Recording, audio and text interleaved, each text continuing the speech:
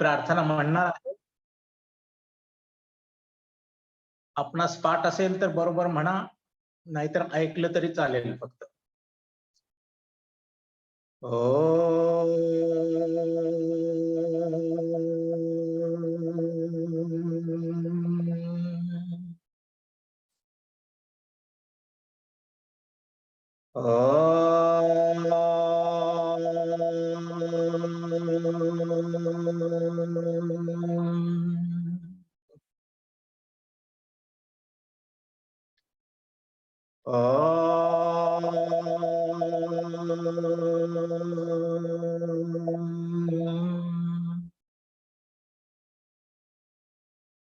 योगेन चित्तस्य पदेन वाचाम्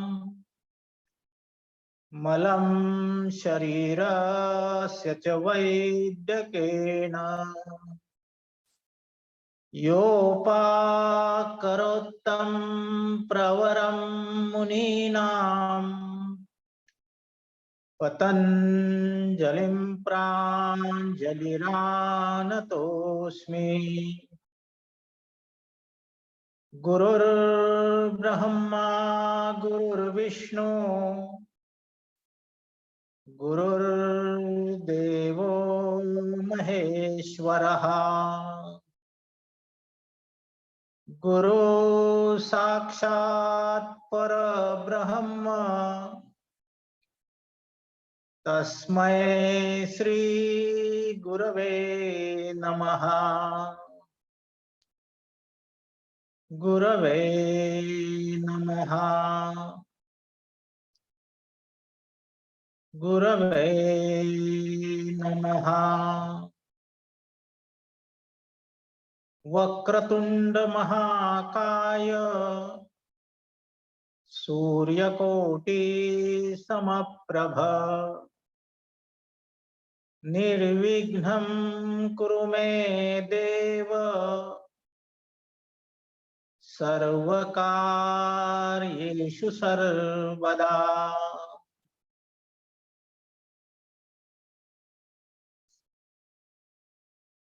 आपणा सर्वांचं या सत्रामध्ये मनपूर्वक स्वागत।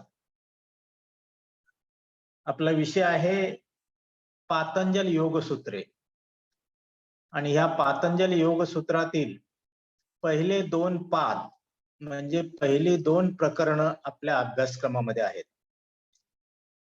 मित्रांनो, आपल्याला सगळ्यांना माहिती आहे की पातंजल योगसूत्रावरती संपूर्ण जगामध्ये आज चर्चा चाललेली आहे, ते समजून घेण्याचा प्रयत्न करीत आहेत। आपल्या अभ्यासक्रमानुसार आपण पहिले 2 पाद अभ्यासणार आहोत आणि त्यापैकी पहिला पाद जो आहे त्या पादावर, त्या प्रकरणावर व्यास भाष्य काय आहे ते आपण पाहणार आहोत। पातंजल योगसूत्र हा केवळ 195 सूत्रांचा म्हणजे 195 ओळींचा ग्रंथ आहे, परंतु हा ग्रंथ एवढा महान आहे की त्याच्यावरती हजारो पानांची हजारो पुस्तकं लिहिली गेलेली आहेत आणि हे काय आहे ते आपण समजावून घेणार आहोत। पातंजल योगसूत्रामध्ये एकूण 4 प्रकरण आहेत। या 4 प्रकरणामध्ये पहिलं प्रकरण जे आहे त्याला समाधिपाद असं म्हटलेलं आहे। दुसरं प्रकरण जे आहे त्याला साधनपाद असं म्हटलेलं आहे।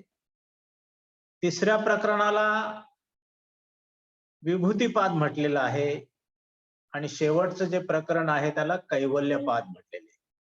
या 4 प्रकरणामधून संपूर्ण योगशास्त्र पतंजलींनी आपल्याला समजून दिलेलं आहे। पहिलं जे प्रकरण आहे समाधिपाद, त्या प्रकरणामध्ये एकूण 51 सूत्र आहेत। दुसऱ्या प्रकरणात साधनपादात 55 सूत्र आहेत। कैवल्यपादात पुन्हा 55 सूत्र आहेत आणि शेवटचा जो कैवल्यपाद आहे त्यामध्ये 34 सूत्र आहेत। अशी एकंदर 51 अधिक 55 अधिक 55 अधिक 34 अशी 195 सूत्र या आपल्या संपूर्ण योगशास्त्रामध्ये अंतर्भूत आहेत. आणि या 195 सूत्रामधून पतंजलींनी संपूर्ण योगशास्त्र हे समजावून दिलेलं आहे. अर्थात हे योगशास्त्र संस्कृत भाषेमध्ये आहे आणि संस्कृत भाषा ही समजायला थोडीशी अवघड आहे, परंतु जर आपण प्रयत्न केला, थोडासा अभ्यास केला, तर ही सूत्र सुद्धा आपल्याला चटकन लक्षात येतील. पातंजली योगसूत्राचं वैशिष्ट्य असं आहे की ही सूत्र नुसती समजून घ्यायची नाहीत, तर या सूत्रानुसार आचरण सुद्धा करायचे. वैयक्तिक जीवनात त्याप्रमाणे जर वागता आलं तर आपल्याला आपल्या जीवनातील सर्व प्रकारची दुःखे निश्चित नाहीसे करता येतात. कारण पातंजली योगशास्त्र हे मनाचं शास्त्र आहे. मानवी मन आपल्याला माहिती आहे किती सामर्थ्यवान आहे ते. या मानवी मनाद्वारे प्रचंड गोष्टी घडत असतात. या मानवी मनाद्वारे चांगल्या गोष्टीही निर्माण होतात, वाईट गोष्टी निर्माण होतात. हे जे मानवी मन आहे त्याला नियंत्रणात ठेवलं, त्याच्यावर कंट्रोल ठेवला, तर आपल्या जीवनात कधीही दुःख निर्माण होत नाहीत. आपल्याला हे ऐकून आश्चर्य वाटेल, परंतु ही वस्तुस्थिती आहे. आज संपूर्ण जगामध्ये योगशास्त्राचा जो प्रचार होत आहे त्याचं मुख्य कारण हेच आहे. अगदी सुरुवातीपासून मानव प्राणी सुखाच्या शोधात होता आणि सुखाच्या शोधात असताना अनेक गोष्टी पाहिल्यानंतर, अनुभवल्यानंतर त्याच्या असं लक्षात आलं की योग हेच एकमेव मानवी जीवनातील सुखाचं कारण आहे आणि त्याचाच आपण अभ्यास करणार आहोत. आता ह्या पातंजली योग सूत्रावरती, ही पातंजली योगसूत्र साधारणपणे आजपासून 2500 वर्षापूर्वी लिहिले गेलेली आहेत. म्हणजे इसवी सन पूर्व 400 ते 500 हा कालावधी पातंजली योगसूत्राचा आहे. पातंजली योगसूत्र तयार करण्यापूर्वी, पतंजलीने लिहिण्यापूर्वी योगशास्त्र अस्तित्वात होतं. आपले वेद, पुराणे, आगम, जे जे आपलं पूर्वीचं साहित्य होतं त्या सगळ्या साहित्यामध्ये योगाचा उल्लेख होता, परंतु तो विखुरलेल्या स्वरूपात होता. पतंजलींनी त्या सगळ्यांचं एकत्रीकरण केलं. ज्या ज्या साहित्यामध्ये योगशास्त्र होतं त्याचं एकत्रीकरण केलं आणि पातंजली योगशास्त्र किंवा योगसूत्रांनी हा ग्रंथ लिहिलाय. या ग्रंथाचं वैशिष्ट्य असं आहे की ह्या ग्रंथातील प्रत्येक सूत्र हे काळाच्या कसोटीला खरं उतरलेलं आहे. पूर्वीच्या काळी ती सूत्र खरी होती, आजही खरी आहेत आणि पुढेही खरी राहतील. म्हणजे त्रिकालाबाधित जे सत्य आहे ते सत्य या सूत्रामधून सांगितलेलं आहे. दुसरी महत्वाची गोष्ट, अनेकांना असं वाटेल की हे पातंजली योगशास्त्र जे आहे किंवा योगशास्त्र आहे हे आचरणात आणायला अत्यंत कठीण आहे. परंतु मित्रांनो, पातंजली योगसूत्र हे आचरणात आणायला अजिबात कठीण नाही. किंबहुना पातंजली योगसूत्र पतंजलीने जे सांगितलेलं आहे ते आचरणात आणणं मानवी जीवनाची नैसर्गिक प्रवृत्ती आहे, नॅचरल इन्स्टिंक्ट आहे. आपण आपल्या जीवनातील अनेक गोष्टींचं जर उदाहरण घेतलं तर हे आपल्याला निश्चित पटेल आणि हे जे काय आहे ते आपल्याला हळूहळू समजून घ्यायचं आहे. आता पातंजली योगसूत्रावरती अनेकांनी टीका लिहिलेल्या आहेत. टीका म्हणजे नावं ठेवणं नव्हे, त्याचं स्पष्टीकरण, त्याच्यामध्ये आणखीन काही गोष्टीची वाढ करून लिहिणं, याला पूर्वी भाष्य किंवा टीका म्हणायचे. या पातंजली योगसूत्रावरती व्यास महर्षी यांनी टीका लिहिलेली आहे, त्याचं स्पष्टीकरण केलेलं आहे आणि ते स्पष्टीकरण काय आहे तेही आपण टप्प्याटप्प्याने पाहणार आहोत. तर ह्या पातंजली योग सूत्रामध्ये प्रथम पाद जो आहे त्या पादातील काही सूत्र आज आपण पाहणार आहोत. पातंजली योग सूत्रातील पहिल्या पादातील, पाद म्हणजे प्रकरण, चॅप्टर, पहिल्या पादातील पहिलं सूत्र असं आहे, अथ योगानुशासनम. आता याचा थोडक्यात तुम्हाला मी प्रत्येक शब्दाचा अर्थ सांगतो म्हणजे आपल्या लक्षात येईल. अथ योगानुशासनम ह्या दोन शब्दाचं पहिलं सूत्र आहे. आता अथ म्हणजे काय? अथ म्हणजे आता. आता मी तुम्हाला योगशास्त्राचं आचरण कसं करायचंय याबद्दल माहिती देतो. योग अनुशासनम, योग म्हणजे योगशास्त्र, अनुशासन म्हणजे त्याचं आचरण कसं करणं. म्हणजे सुरुवातीलाच पतंजलींनी योग हे केवळ तत्वज्ञान नाही, तत्वज्ञान तर आहेच, परंतु अनुभूतीचं शास्त्र आहे. योगाची अनुभूती घ्यावी लागते, त्याप्रमाणे आचरण करावं लागतं, तरच योगाचे सर्व फायदे आपल्याला निश्चितपणे मिळू शकतात. म्हणून त्यांनी सुरुवातीला काय सांगितलंय? अथ योगानुशासनम. आता शास्त्र आचरणात कसं आणायचं याच्याबद्दल मी तुम्हाला सांगतो. फक्त दोन शब्दांचं हे पहिलं सूत्र आहे आणि हे सूत्र कशात आहे? समाधिपाद, सुरुवातीचं जे समाधी प्रकरण आहे त्यामध्ये आहे. आता आपल्यापैकी अनेकांना हा प्रश्न पडला असेल की पातंजली योगसूत्र आहे, सुरुवातीला समाधिपाद आहे, म्हणजे नेमकं काय आहे? आपल्या जीवनात समाधीची काय आवश्यकता आहे? सर्वसाधारणपणे आपण समाधी म्हणजे मृत्यू समजतो. आपल्यापैकी अनेकांच्या मनात समाधी म्हटल्यानंतर ज्ञानेश्वरांची संजीवन समाधी येते. त्यांनी काय केलं? एका गुहेमध्ये जाऊन प्राणत्याग केला. म्हणजे सर्वसामान्य जनांच्या मनात असा प्रश्न निर्माण होतो की समाधी म्हणजे जर मृत्यू असेल तर आपल्याला त्याचा काय उपयोग आहे? आपल्याला तर आपलं जीवन आनंदाने जगायचंय, सुखाने जगायचंय, समाधानाने जगायचंय, इतरांना आनंदी करायचंय, जीवनात उपभोग घ्यायचा आहे. मग हे मृत्यू कशाला? आणि पतंजलींचं पहिलंच प्रकरण समाधीपाद. तर मित्रांनो, या समाधीपादाविषयी गैरसमज करून न घेता, समाधीविषयी गैरसमज करून न घेता, समाधी म्हणजे नेमकं काय हे आपण समजून घेतलं पाहिजे. समाधी म्हणजे केवळ मृत्यू असं नाही.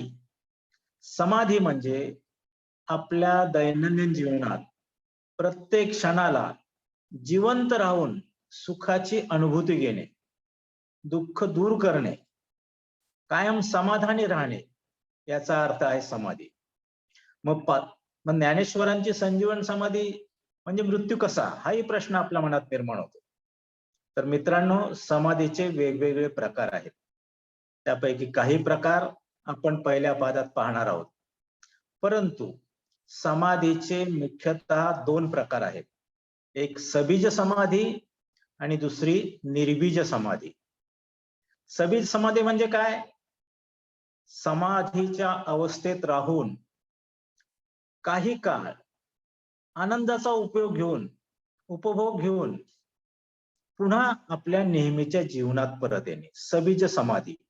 जसं एखादं आसन आपण करतो, एखादा प्राणायाम करतो, 2, 5, 15 मिनिटं काय आपण आसनं केली, पण त्या 15-20 मिनिटानंतर आपण आपल्या दैनंदिन जीवनात परत येतो, पुन्हा आपली दैनंदिन कामं, नित्यनेमाची कामं करू लागतो.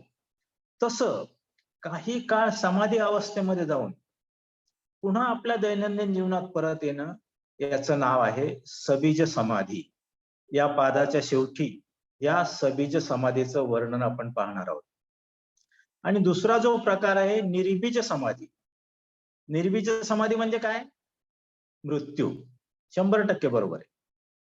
परंतु ही निर्बीज समाधी म्हणजे केवळ मृत्यू नाही. तर निर्बीज समाधी म्हणजे काय? परमेश्वरामध्ये विलीन होणं. आपला जो पंचमहाभूत चा जो देह आहे, पृथ्वी, आप, तेज, वायू, आकाश यांनी बनलेला जो आपला देह आहे, तो देह सोडून देणं आणि अनंतामध्ये विलीन होणं, स्वतः परमेश्वर होणं, याचं नाव आहे निर्बीज समाधी. आता तुम्ही म्हणाल, हे जीवन जगायचं सोडून निर्बीज समाधी कशाला पाहिजे? पण मित्रांनो, एक गोष्ट आपण लक्षात घेतली पाहिजे. प्रत्येक मानवाला मृत्यू हा आहेच. कुणीही अमर नाही. मृत्यू हा प्रत्येकाला आहे आणि मृत्यू हेच सत्य आहे. या मृत्यूचा आपण स्वीकार केला पाहिजे. तुम्ही विचार करा, आपण 60 वर्ष जगलो, 70 वर्ष जगलो, 80 वर्ष जगलो, 90, 100, तर आपला देह तसाच राहील का? या निसर्ग चक्रामध्ये आपला देह हळूहळू झिजत जात असतो. शिर्यते इति शरीरहा, जे झिजतं ते शरीर, म्हणजे शरीर हळूहळू झिजत जातं, त्याची कार्यक्षमता कमी होते, आपलं उत्साह, ज्या चांगल्या चांगल्या गोष्टी आहेत त्या हळूहळू कमी होतात. हा निसर्ग नियम आहे. आणि अशा अवस्थेत जर आपण जगलो तर आपली काय स्थिती होईल हे विचार करा. म्हणजे मृत्यू हे वरदान आहे, परंतु परमेश्वराने आपल्याला जन्मापासून मृत्यूपर्यंत जे जीवन दिलेलं आहे, ते जीवन आनंदाने, सुखाने, समाधानाने, ऐश्वर्याने जगणे म्हणजेच योग आहे. आणि त्यासाठीच पतंजलींनी हा सगळा फापट पसारा मांडलेला. म्हणजे समाधीचे 2 प्रकार आहेत, एक सबीज समाधी आणि दुसरी निर्बीज समाधी. आपल्याला सध्या सबीज समाधीचाच विचार करायचा आहे, कारण आपण तरुण आहात, आपल्यावर अनेक जबाबदाऱ्या आहेत. त्या जबाबदाऱ्या आपल्याला व्यवस्थित पार पाडायच्या आहेत.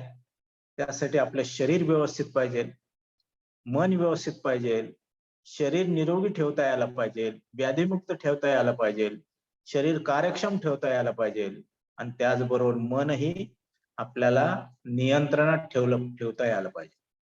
प्रत्येकाला बुद्धी असते, त्या बुद्धीनुसार तो कार्य करत असतो, परंतु कधी कधी मोहामुळे, मनावरती नियंत्रण नसल्यामुळे आपण चुकीच्या गोष्टी करतो आणि त्या चुकीच्या गोष्टीमुळे त्याचे परिणाम म्हणून आपल्या वाट्याला दुःख येत असतं. मनावर जर नियंत्रण ठेवलं तर ह्या दुःखाचा प्रसंग कधीही येणार नाही. आणि हे त्रिकालाबाधित सत्य आहे. परमेश्वराने प्रत्येक मानवाला बुद्धी दिलेली आहे आणि मनही दिलेले आहे, त्याचबरोबर शरीरही दिलेले, शरीराचे वेगवेगळे अवयव दिलेले.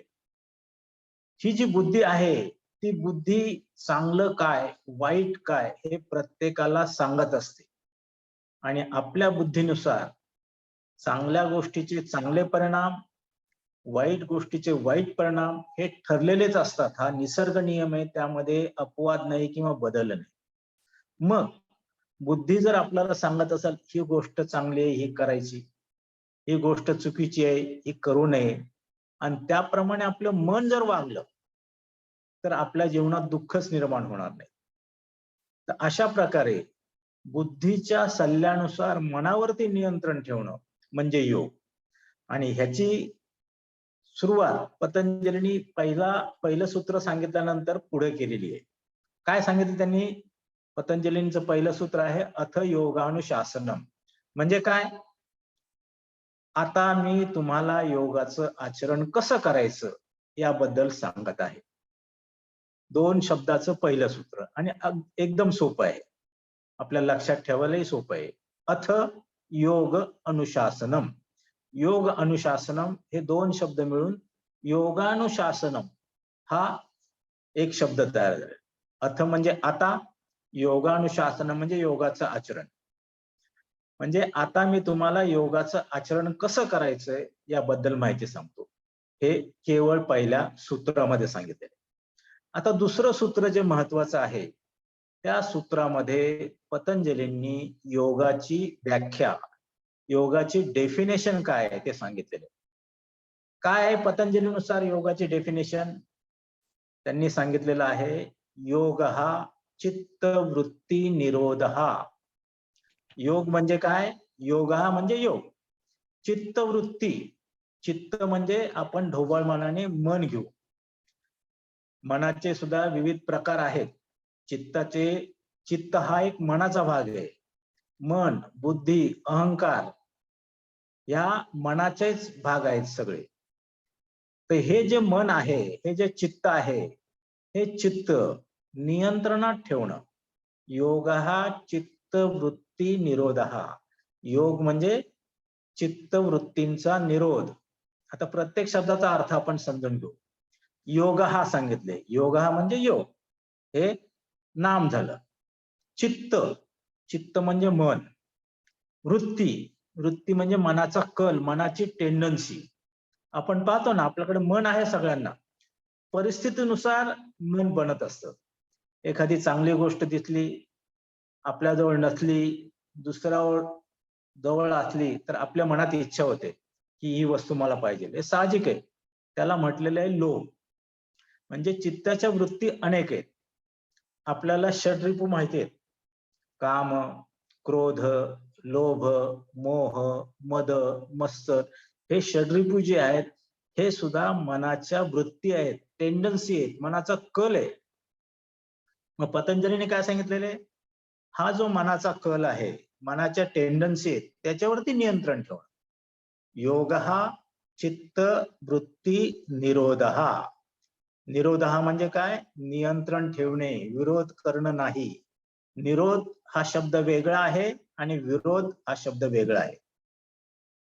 योग म्हणजे पतंजलींच्या नुसार योगाची व्याख्या आहे, योग म्हणजे आपल्या मनाच्या वृत्तीवरती नियंत्रण ठेवणे, मनाच्या वृत्तींना विरोध करणं नाही. शब्द पहा, योग हा चित्तवृत्ती निरोध. निरोध म्हणजे नियंत्रण. योग म्हणजे काय? आपल्या मनावर नियंत्रण ठेवणं. अगदी सोप्या भाषेत आहे. आता हे नियंत्रण का ठेवायचं? कारण आपल्याला माहिती आहे की आपलं मन हे आपल्या शरीरापेक्षा अधिक सामर्थ्यवान आहे, अधिक प्रबळ आहे. आणि एकदा मनाने कुठली गोष्ट घेतली की शरीराचं त्याच्या पुढे काही चालत नाही. उदाहरणार्थ, आपण कुठल्या तरी एका प्रसंगात सापडलेलो आहोत आणि गर्भगळीत झालेलो आहे. आपल्याकडे प्रचंड ताकद आहे, परंतु त्या ताकदीचा आपल्याला काही उपयोग होत नाही, कारण आपलं मन हे दुर्बल झालेलं असतं. परंतु कधी कधी आपण पाहतो एखादी दुर्बल स्त्री किंवा एखादा दुर्बल मनुष्य सुद्धा त्याचं मनोबल एवढं असतं की तो समोरच्याला बरोबर नामोहरम करतो, केवळ शब्दाने सुद्धा. कारण का? त्याचं मन अत्यंत सामर्थ्यवान असतं. म्हणजे आपल्या शरीरापेक्षा आपलं मन हे अधिक सामर्थ्यवान आहे. जीवनातील अनेक प्रसंगातून आपल्यापैकी अनेकांना हे निश्चित पटलेलं आहे, माझी खात्री आहे. तर हे जे मन आहे, हे मन नियंत्रणात ठेवायला पाहिजे. बुद्धीच्या सल्ल्यानुसार चांगलं काय वाईट काय हे समजून घेतल्यानंतर चांगल्याच पद्धतीने वागलं पाहिजे. वाईट गोष्टीकडे मन धावत असतं, त्याला आवरून ठेवायला पाहिजे. निसर्गाचा नियम आहे की जी गोष्ट चुकीची आहे, जी गोष्ट वाईट आहे, तिच्याकडे आपले पंचज्ञानेंद्रिय आकृष्ट होतात. आपण पहा, नेहमीच्या जीवनामध्ये उदाहरण घ्या, तर हे जे मन आहे हे इथं तिथं भटकत असतं, नको त्या गोष्टीकडे जात असतं.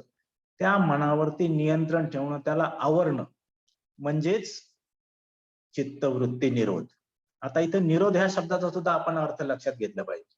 निरोध म्हणजे नियंत्रण, निरोध म्हणजे विरोध नाही, त्याला प्रतिकार करणं नाही, तर त्याला नियंत्रण ठेवणं. आता आणखीन एक उदाहरण दिल्यानंतर आपल्या लक्षात येईल, हे जे षड्रिपू आहेत, हे षड्रिपू सुद्धा आपल्या उपयोगाचे आहेत. त्यांचा वापर आपण मनावरती नियंत्रण ठेवून केला पाहिजे. आता क्रोध, आपण जर जीवनामध्ये ठरवलं तर मी कधीच रागवणार नाही, मी कुणालाच मारणार नाही, कुणाला त्रास देणार नाही, तर आपलं जीवन आपल्याला सुखाने जगता येणार नाही. कारण या जगामध्ये सत्व, रज, तम या गुणांनी युक्त सगळी प्रकृती आहे. काही जण स्वभावाने चांगले असतात, काही जण मुद्दाम त्रास देणारे असतात, काही जण न्यूट्रली असतात. आपलं दैनंदिन जीवन जगत असताना आपल्याला अनेक व्यक्तींना सामोरं जावं लागतं. एक आपल्या घरातलंच उदाहरण घ्या. स्त्री असते, लहान मूल असतं घरात. तर स्त्रीला घरातली अनेक कामं करायची असतात, परंतु ते लहान मूल कधी कधी नको ते हट्ट करत असतं. हे पाहिजे, ते पाहिजे, अमुक दे, तमुक दे, आणि त्या बिचारीला घरातली अनेक कामं करायला. मग हा जर मुलगा सारखा सारखा त्रास द्यायला लागला तर त्या मुलावरती कधी कधी तिला रागवावं लागतं. तो रागून जर गप्प बसला नाही तर एखादा धपाटा पण द्यावा लागतो. तिथे आपण आपल्या हे जे षड्रिपू आहेत त्यांचा उपयोग करून घेतला पाहिजे. परंतु हे करताना आपली सदसद विवेकबुद्धी जागृत ठेवली पाहिजे. मुलाला किती प्रमाणात रागवायला पाहिजे, किती प्रमाणात मारलं पाहिजे, म्हणजे त्याला इजा हानी न पोहोचता तो जे चुकीचं करत आहे तो चुकीचं करणार नाही. अशा पद्धतीने आपण आपल्या क्रोधावरती नियंत्रण ठेवलं पाहिजे. आपण जर म्हटलं मी क्रोध करणारच नाही, रागवणार नाही, आपल्याला आपलं आयुष्य व्यवस्थित जगता येणार नाही. म्हणजे हे जे षड्रिपू आहेत किंवा मनाच्या वृत्ती आहेत त्याच्यावरती नियंत्रण ठेवलं पाहिजे. कधी रागवायला पाहिजे, किती रागवायला पाहिजे, त्या रागाची परिणती वाईट गोष्टीत कशी होणार नाही, हे सगळं आपण अंदाज घेऊन त्याप्रमाणे ह्या कामक्रोधाचा उपयोग केला. हे जे षड्रिप आहेत, काम घ्या, क्रोध घ्या, लोभ, हे प्रत्येकामध्ये असतातच. कुणीही त्याला अपवाद नाही.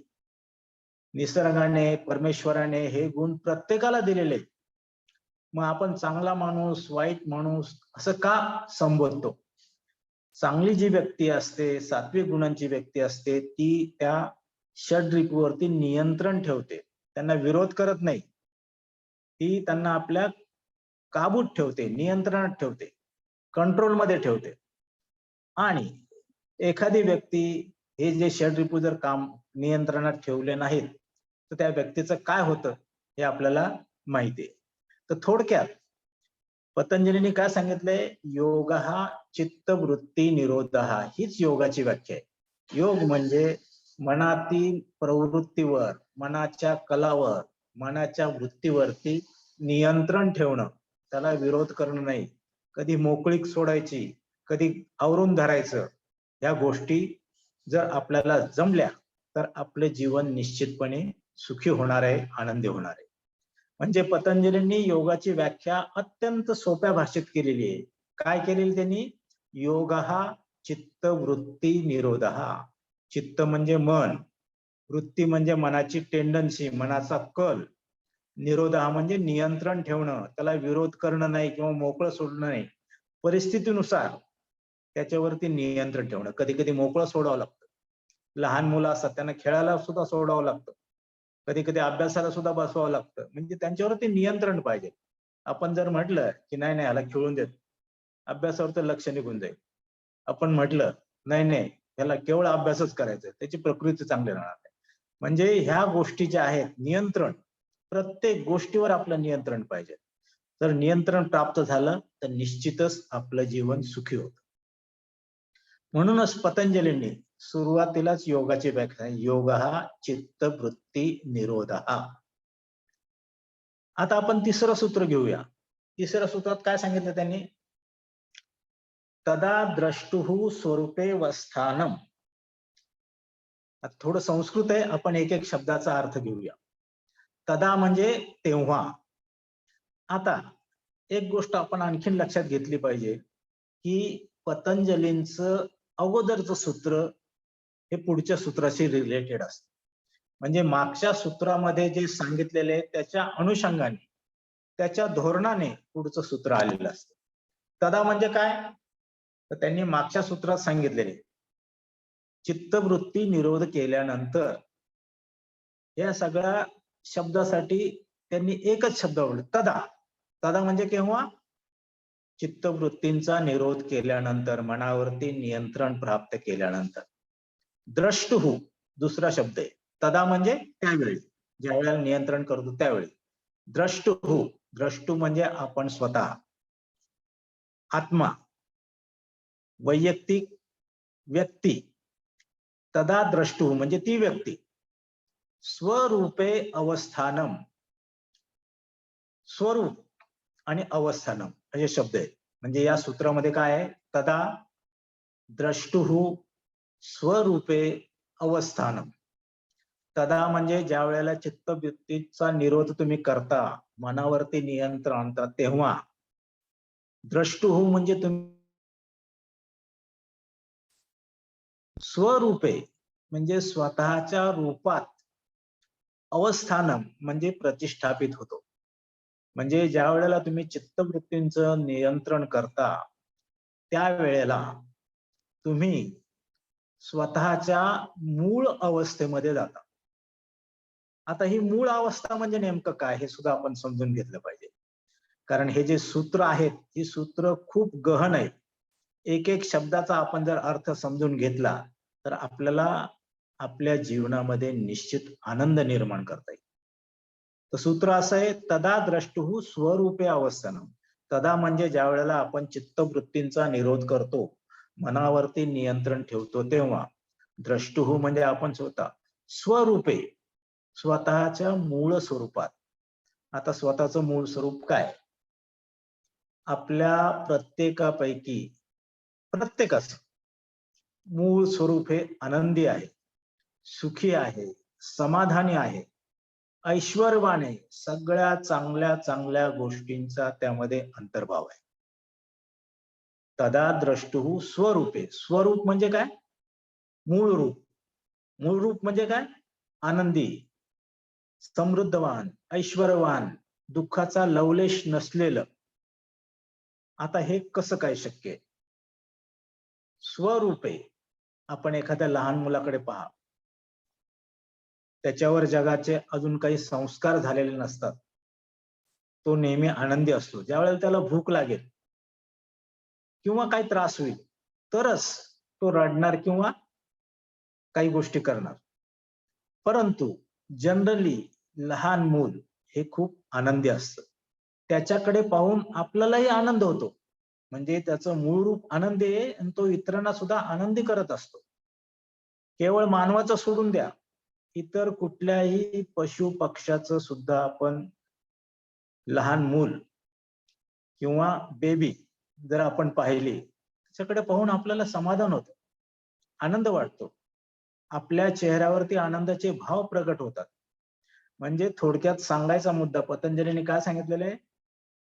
आपलं मूळ स्वरूप हे आनंदी आहे, सच्चित आनंद आहे. सत म्हणजे खरा, चित म्हणजे कायमचा. आपल्या प्रत्येकाजवळ कायमचा आनंद आहे, खऱ्या स्वरूपाचा आनंद आहे. आनंद अनेक प्रकारचे असतात, काही खोटे आनंद असतात. आपण समजा आपल्याला एखादा आवडता पदार्थ आहे, तो भरपूर खाल्ला. समजा गुलाबजामचं उदाहरण घ्या. आपण 2 खाल्ले, 3 खाल्ले, 4 खाल्ले, 5 खाल्ले, आपल्याला बरं वाटतं. पण जसजशी ही संख्या वाढते, तसतसा आपल्याला त्रास जाणवायला होतो. आपली जीभ जी चव घेते, त्या जिभेला सुद्धा तो गुलाबजाम कडू वाटायला लागतो. पोटात गेल्यानंतर अपचन, आणखीन इतर त्रास निर्माण होतात. म्हणजे गुलाबजाम हा खरा आनंद नाही. खरा आनंद आपल्या स्वतःच्या मनामध्ये आहे, अंतःकरणामध्ये आहे. म्हणजे जो खरा आनंद आहे, त्या आनंदाची अनुभूती आपल्याला येते. केव्हा येते? अवस्थान म्हणजे त्या स्थितीमध्ये आपण स्थिर राहतो. ज्या वेळेला आपण आपल्या चित्तवृत्तीवरती नियंत्रण करतो, मनावरती नियंत्रण करतो, मनाच्या लहरीवरती, कामक्रोधावरती नियंत्रण करतो, त्यावेळेला आपोआपच आपण आपल्या मूळ स्वरूपात जातो आणि आपल्या सगळ्यांचं मूळ स्वरूप हे आनंदी आहे, सुखी आहे, समृद्ध आहे, ऐश्वर्यवान आहे. जगातल्या ज्या ज्या सगळ्या चांगल्या गोष्टी आहेत, त्या सगळ्या आपल्याकडे आहेत. पण केव्हा? ज्या वेळेला आपण आपल्या मनावरती नियंत्रण ठेवतो. आणि हे मनावरती नियंत्रण कसं ठेवायचं, याचंच शास्त्र पतंजलीने आपल्याला सांगितलेले आहे. असे सहजासहजी करू शकतो, तर ही केवळ त्याची सहज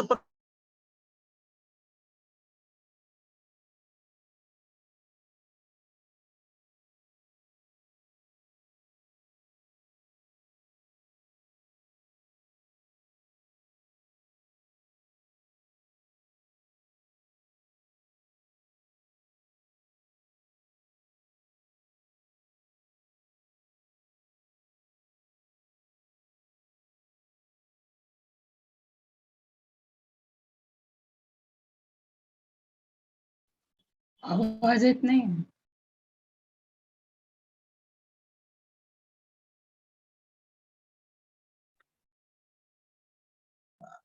थोडं ब्रेक झाला होता. ठीक आहे. म्हणजे थोडक्यात पतंजली आपल्याला योगाचं आचरण कसं करायचंय हे सांगत आहेत आणि त्याबरोबर योगाची व्याख्या सुद्धा सांगत आहेत. योगाची व्याख्या म्हणजे योग हा चित्त वृत्ती निरोधः. योगाच्या अनेक व्याख्या आहेत, त्यापैकी पतंजलींची ही व्याख्या आहे योग चित्त वृत्ती निरोधः. भगवद्गीतेमध्ये योगाची व्याख्या आहे योग हा कर्मसु कौशलम. आणखीन अनेक प्रकारच्या योगाच्या व्याख्या आहेत, परंतु आपला जो विषय आहे, सब्जेक्ट आहे, तो पातंजली योगशास्त्र साधनपाद समाधीपाद. त्या अनुषंगाने आपल्याला ही योगाची व्याख्या लक्षात ठेवली पाहिजे. योग म्हणजे चित्तवृत्तींचा, मनातील विचारांचा, मनातील भावनांचा निरोध म्हणजे नियंत्रण करणं. अशा प्रकारे पतंजली योगाची व्याख्या सांगितलेली आहे आणि योगाच्या व्याख्येनुसार जर आपण वागलो तर त्याचं परिणाम काय आहेत ते सांगितलेले. पुढं चौथं सूत्र आहे वृत्ती सारूप्यम इतरत्र. आता पहा, स्टेप बाय स्टेप पतंजलीने सांगितलेले आहे. मी पुन्हा सांगतो, लक्षात घ्या. पतंजलींनी सुरुवात केलेली आहे अथ योगानुशासनम. आता योगशास्त्राचं आचरण कसं करायचं हे तुम्हाला सांग. नंतर योगाची व्याख्या सांगितली, डेफिनेशन. काय सांगितलेले? योग हा चित्तवृत्ती निरोधः. योग म्हणजे चित्त, मन, मनाचे जे भावभावना आहेत, वृत्ती आहेत, त्याच्यावरती नियंत्रण ठेवणं, त्याला विरोध करणं नाही, नियंत्रणात ठेवणं, कंट्रोलमध्ये ठेवणं. त्यासाठी मी आपल्याला उदाहरण सुद्धा दिलेले. तिसरं सूत्र आहे तदा द्रष्टुः स्वरूपे अवस्थानम. तदा म्हणजे ज्या वेळेला तुम्ही चित्तवृत्तींचा निरोध करता, मनावरती नियंत्रण ठेवता, त्यावेळेला काय होतं? द्रष्टुः म्हणजे तुम्ही स्वरूपे अवस्थानम, स्वतःच्या मूळच्या स्वरूपात म्हणजे आनंदामध्ये जात. आता चौथं सूत्र आहे वृत्ती सारूप्यम इतरत्र. आता मी तुम्हाला सांगितलं की प्रत्येक सूत्र हे मागील सूत्राशी निगडीत आहे. आता पतंजलीने सांगितलंय की जर तुम्ही तुमच्या मनावरती नियंत्रण ठेवलं तर तुम्ही तुमच्या आनंदी स्वरूपात, मूळ स्वरूपात जाता. पण असं केलं नाही तर वृत्ती सारूप्यम, जर तुम्ही तुमच्या वृत्तींच्या आहारी गेला, काम, क्रोध, लोभ, मोह, मद, मत्सर, ह्या ज्या वृत्ती आहेत, इतरही अनेक प्रकारच्या वृत्ती आहेत, त्या आपण नंतर पाहणार आहोत. ह्या वृत्तींच्या आहारी गेला तर वृत्ती सारूप्यम इतरत्र, म्हणजे जर तुम्ही मनावरती नियंत्रण ठेवलं नाही तर तुमच्या मनाच्या वृत्ती, तुमचं मन तुम्हाला जसं वाकवेल तसं तुम्ही वागाल. तुमच्या मनात लोभ निर्माण झाला, तुम्ही कुठेतरी लोभामध्ये अडकाल. काम निर्माण झाला, कामात अडकाल. क्रोध निर्माण झाला, क्रोधात अडकाल आणि तुमचं स्वतःचं जीवन दुःखी होईल.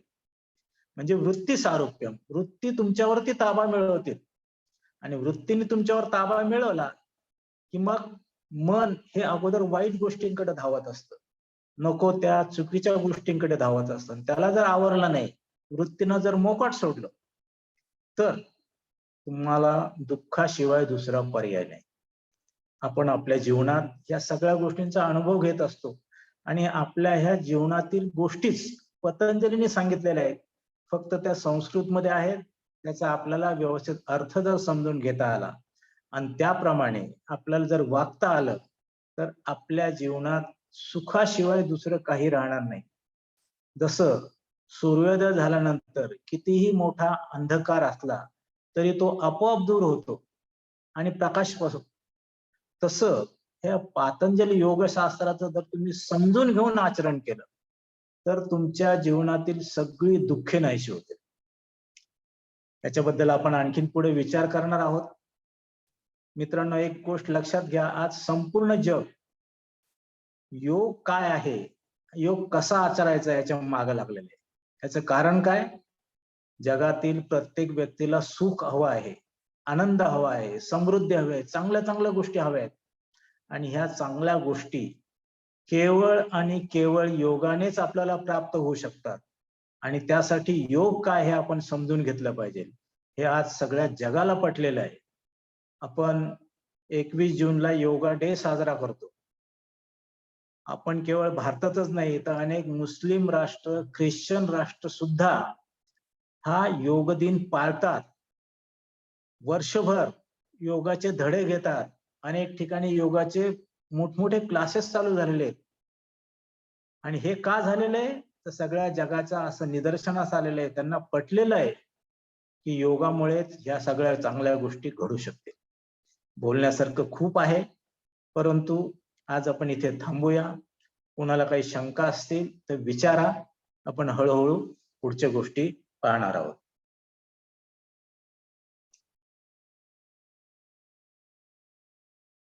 विचारा कोणाला काही विचारायचं असेल तर. बालाजी सर. हा सर. हा, काय तुम्हाला शंका प्रश्न असेल तर विचारा. पहिल्या सेमिस्टर मध्ये तुम्ही आला होतात, परत दुसऱ्यांदा आलात, त्याबद्दल धन्यवाद सर. धन्यवाद. सर नमस्कार. नमस्कार.